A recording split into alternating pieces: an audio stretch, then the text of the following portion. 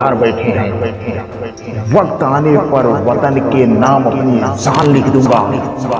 माँ मैं लौट कर नहीं आऊंगा, अपने घर ये पैगाम लिख दूंगा। और जो गोली चलेगी मेरे वतन की तरफ उसे सीने पर लूंगा मैं। जो गोली चलेगी मेरे वतन की तरफ उसे सीने पर लूंगा मैं। और मरते हुए अपने लहू से पूरा हिंदुस्तान लिख दूंगा।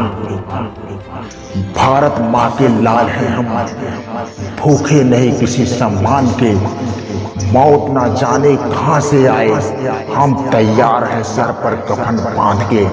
और चैन से सुनो मेरे देशवासियों, क्योंकि तुम्हारी रक्षा के लिए कोई सरहद पे खड़ा है सीना तान के।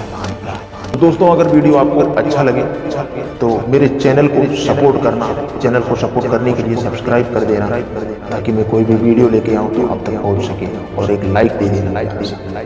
थैंक्स।